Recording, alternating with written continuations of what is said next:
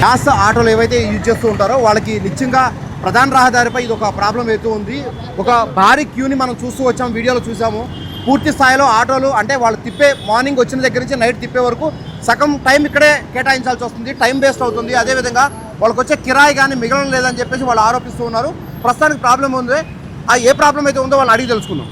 LPG gas का बहुत परेशानी हो रहा साहब। सुबह 6 बजे से लाइन में खड़े हुए हैं और हम खाना नहीं खा के धूप में ठहरे हुए हैं। और क्या बोलते समा किराए की गाड़ी है, किराया कब निकालना, घर को क्या ले आना, बहुत परेशानी हो रहा साहब एलपीजी गैस का।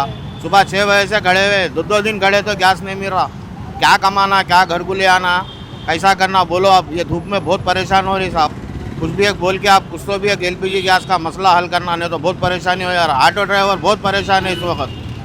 कितना टाइम लगता भैया वो आपका गैस के लिए? अब मैं देखो 6 बजे से सुबह खड़े हुआ हूँ, ये टाइम हुआ, खाना नहीं खाया, कुछ भी नहीं। अभी तक तो गैस गिराने मेरी गाड़ी में और 2 घंटे लगते मेरे को, 5 बज जाता इसमें। अभी मैं कारोबार कब करना, मैं क्या कमाना, मैं बोलो आप।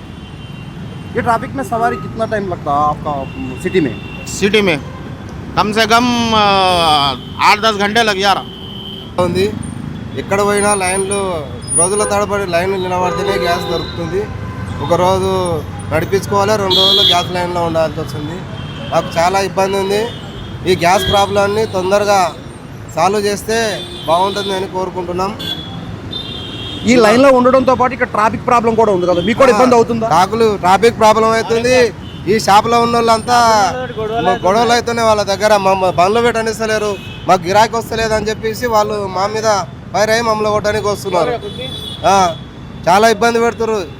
అనేక రకాలుగా ట్రాఫిక్ జామ్ అయ్యి మాకు చాలా కష్టాలు అవుతున్నాయి. మా పిల్లలు ఇంట్లో కాడ పొద్దున 11 గంటల నుంచి లైన్లో ఉంటున్నాం.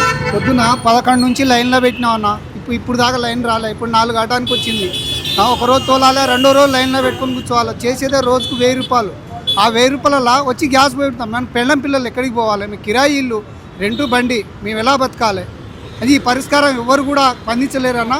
దయచేసి ఎవరైనా పెద్దోళ్ళైనా గవర్నమెంట్ అయినా చూసుకొని ఎంత తొందరగా ఈ ప్రాబ్లం సాల్వ్ చేస్తే అంత మంచిదని మేము కోరుకుంటున్నాం అన్న. 1000 रुपये करना, 1000 रुपये का गैस डाल देना, घर को क्या ले आना। 1000 रुपया करना, 1000 रुपये का गैस डाल देना, फिर सुबह से शाम तक लाइन में खड़ना। कैसा होता हमारा ऑटो वालों का बोलो आप। ये रेवंत रेड्डी साहब से हमारे को रिक्वेस्ट है, एलपीजी गैस का हमारे को कम से कम सहूलत दिया तो अच्छा रहता हूँ। ఇది ఒక్కసారి ఏదైతే మనం చూస్తూ ఉన్నామో పూర్తి స్థాయిలో ఆటోలకు సంబంధించి ఎల్పిజి గ్యాస్ ప్రాబ్లం ఉందని చెప్తున్నారు. అదేవిధంగా గ్యాస్ కోసం గంటల తరబడి వెయిట్ చేయడంతో పాటు మనం ప్రధాన రహదారి పంజగుట్ట మీరు చూడరు ఎర్రమంజిల్ మెట్రో స్టేషన్ దగ్గరలో ఎల్పిజి గ్యాస్ ఫిల్లింగ్ కోసం అని చెప్పి వస్తూ ఉన్నారు. ప్రధాన రహదారిపై దాదాపుగా ఇక్కడ పంజగుట్ట నుంచి ఇక్కడ వరకు ఒక ట్రాఫిక్ జామ్ అవుతుంది. ఇటు షాపులకి ఇబ్బంది కలుగుతుంది, అదేవిధంగా ప్రజానికానికి కూడా ఇబ్బంది కలుగుతుంది. ఈ గ్యాస్ ఏదైతే ఫిల్లింగ్ టైం తీసుకుంటుందో ఆ టైంలో వాళ్ళకి టైం కిల్లింగ్ కూడా అవుతూ ఉందని చెప్తూ ఉన్నారు. ఆటోలు మీరు చూస్తూ ఉన్నారు, పూర్తి స్థాయిలో దాదాపుగా ఒక 2 కిలోమీటర్ల పైన ఆటోలు క్యూలో ఉన్నటువంటి పరిస్థితి ఏర్పడుతుంది. ఇక్కడే వాళ్ళు భోజనం చేసి ఇక్కడే వెయిట్ చేసి గ్యాస్ ఫిల్లింగ్ అయిపోయిన తర్వాత ఒక రోజు మొత్తం గ్యాస్ ఫిల్లింగ్ కోసం మేము ఇక్కడ స్పెండ్ చేస్తున్నాము.